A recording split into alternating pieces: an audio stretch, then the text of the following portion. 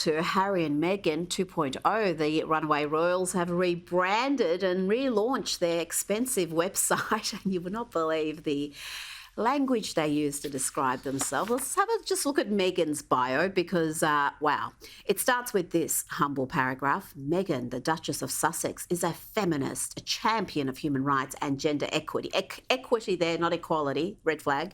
Her lifelong advocacy for women and girls remains a constant thread in her humanitarian and business ventures.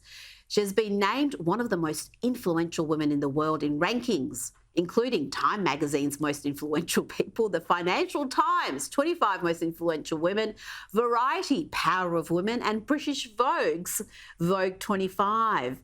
Oh, she's not done yet. So if there were about another dozen or so paragraphs along the same self-delighted lines, but even the ending, which you would have thought was a very simple line, managed to be insufferable.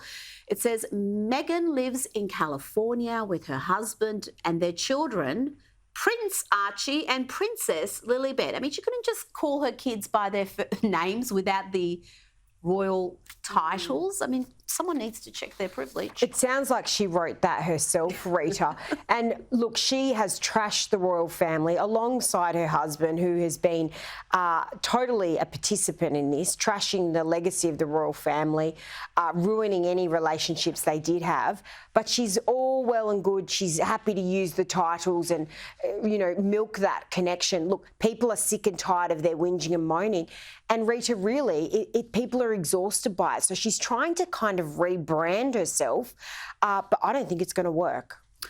Well, we'll see. I mean, they've still got some very lucrative deals, and they didn't produce much last time around with that reality series. That was the most boring reality series I think I've ever seen. I was forced to watch it, Paul Murray and I had to sit there and watch it so we could do a review for Sky News. I mean, that is cruel and unusual. Saving the viewers from doing it, Rachel. We took one for the team, that's right.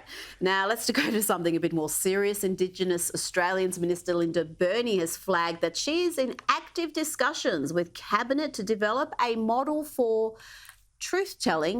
a truth-telling process that could be included in the school curriculum. Surely this is not happening, Sophie. I thought we had a referendum. The Voice was going to be step one, then we're going to have truth-telling, we're going to have treaty. Are we just skipping to other steps without any sort of mandate from the population? Well, Linda Burney interestingly said on ABC radio today that she accepts the decision of the Australian public, that the Voice was voted down. But it seems to me like they're not accepting it and they still want to push these agendas along. But are they not listening, Rita, that a majority of Australians didn't want the Voice? And shouldn't, with school children, they be focusing on their literacy and numeracy rather than this partisan type of behaviour being injected into classrooms? And if the truth-telling was all 100% genuine truth-telling, I'd be okay with it. But we all know the activism in this area. We all know the ideological bent that